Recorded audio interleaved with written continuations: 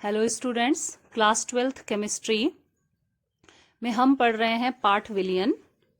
और इसके अंतर्गत इस वीडियो में हम पढ़ेंगे हिमांक में अवनमन, जो कि आपका तीसरा अणुसंख्यक गुणधर्म है। इससे पहले के दो अणुसंख्यक गुणधर्म आप पढ़ चुके हैं। वाष्पदाब में सापेक्ष अवनमन आपका पहला अणुसंख्यक गुणधर्म था, और दूसरा जो है क्वथनांक में उन्नयन। तो तीसरा अणुसंख्यक गुणधर्म हिमांक में अवनमन के अंतर्गत हम पढ़ेंगे सबसे पहले हिमांक, यानी फ्रीजिंग पॉइंट का आपको पता होना चाहिए कि फ्रीजिंग पॉइंट या हिमांक हम किसे कहते हैं।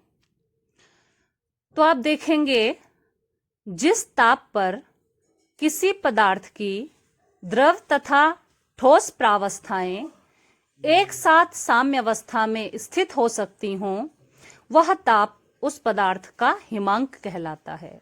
और हम कह सकते हैं कि फ्रीजिंग पॉइंट या हिमांक वो बिंदु है आपका जहां पर द्रव प्रावस्था ठोस अवस्था में या ठोस प्रावस्था में परिवर्तित हो जाती है। और इसको हम ऐसे भी कह सकते हैं कि लिक्विड स्टेट आपकी जो है सॉलिड स्टेट में बदल जाती है।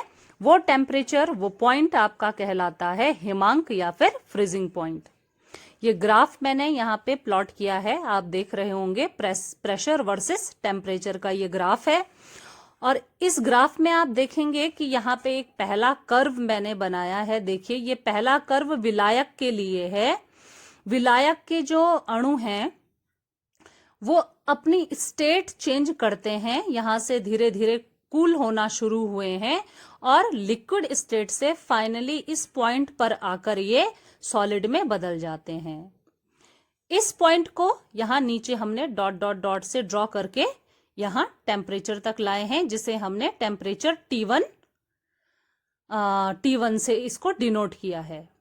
यानी T1 इज द टेम्परेचर जहां पर विलायक के द्रव अणु जो हैं वो ठोस अणुओं में परिवर्तित हो जाते हैं। अब दूसरा आप देखिए, ये कर्व जो है ये विलियन के लिए है, जहां पे विलियन के जो अणु हैं उनमें धीरे धीरे जो है कूलिंग हो रही है।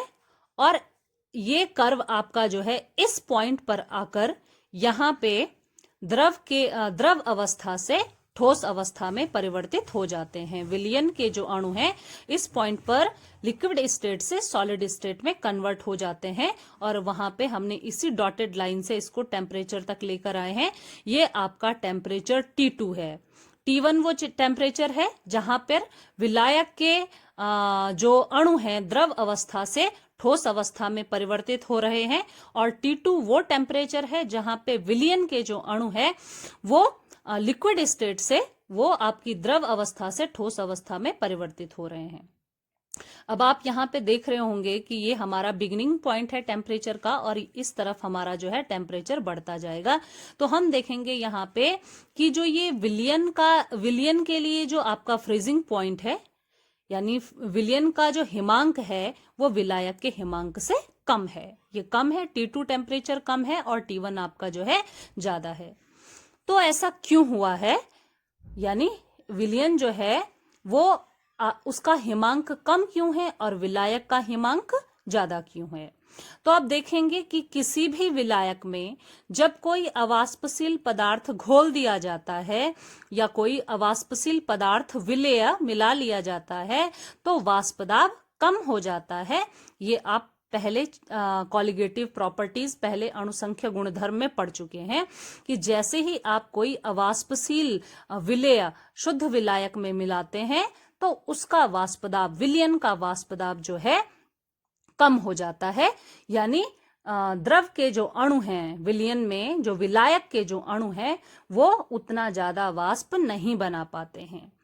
अब वाष्पदाब उसी को हम कहते हैं वाष्पदाब अवनमन, यानी विलियन के वाष्पदाब में कमी को हम कहते हैं वाष्पदाब अवनमन, जिसके कारण विलियन का हिमांक जो होता है शुद्ध विलायक के हिमांक से कम हो जाता है। आप यहाँ पे देख रहे हैं कि विलायक का हिमांक ज्यादा है और विलियन का हिमांक जो है कम है। और ये क्यों हुआ है? क्योंकि अवाष्पशील विलेय पदार्थ मिलाने पर विलायक का जो विलयन का जो वाष्प दाब है वो विलायक के वाष्प दाब से कम हो जाता है। तो वाष्प दाब अवनमन के कारण ही जो विलयन का हिमांक है वो शुद्ध विलायक के हिमांक से भी कम हो जाता है। अब आप यहां देखेंगे विलायक और विलयन के जो हिमांकों का अंतर है, यानी ये मैंने यहाँ पे डेल्टा एफ से T1 और T2 का जो डिफरेंस है वो डेल्टा TF से हमने दिया है।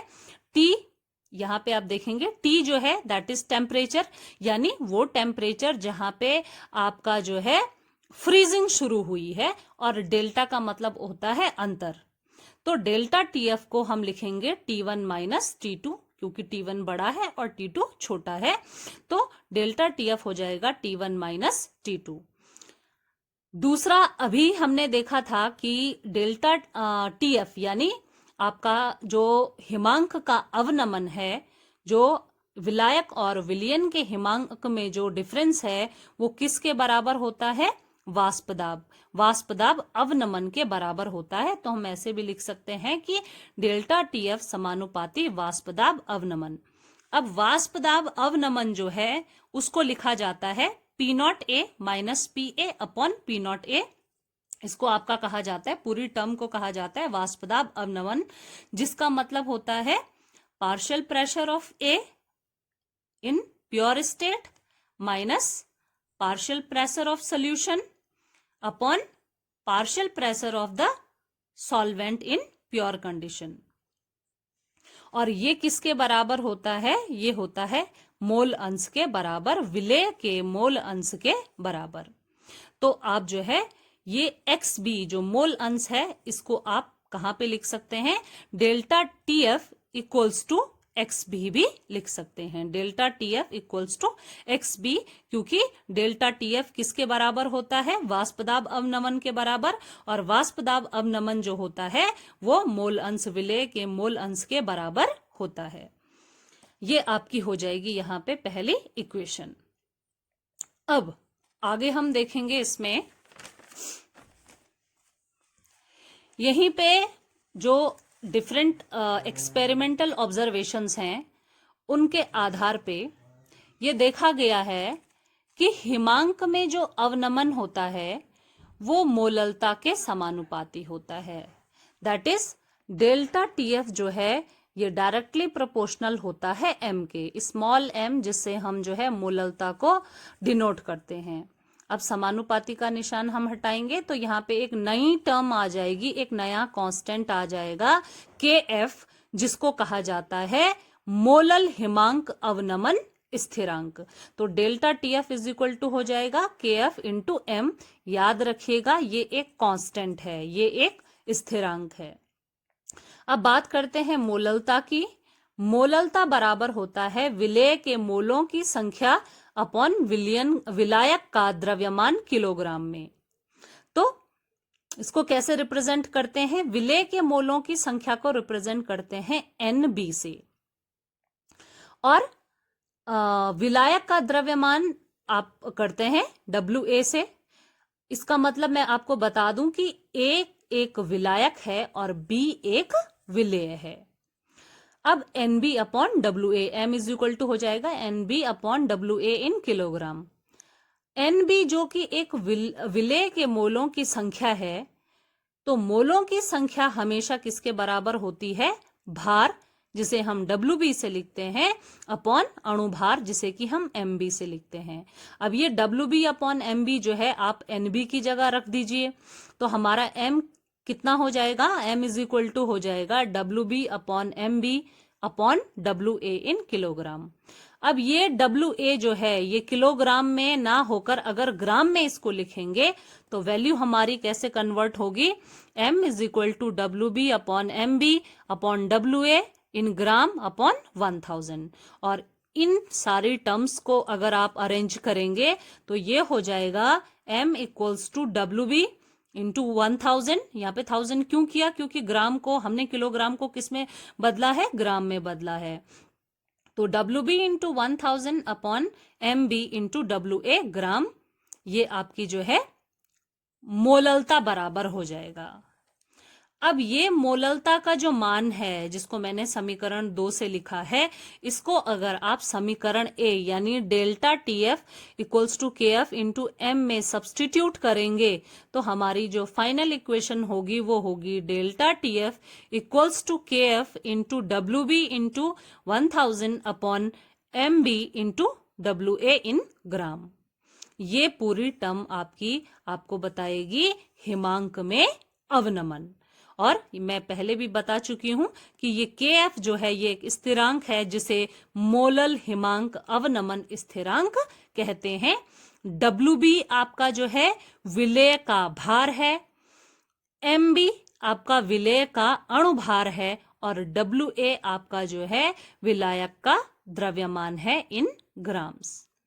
तो यहां पे आपका जो है हिमांक में अवनमन नाम की तीसरी अणुसंख्या गुणधर्म जो है खत्म हो जाती है। और इसके बाद हम पढ़ेंगे पराशरण दाब जो कि आपका चौथी अणुसंख्या गुणधर्म है। तो आप इन चीजों को नोट करिए और इनको ध्यान से समझिए। धन्यवाद।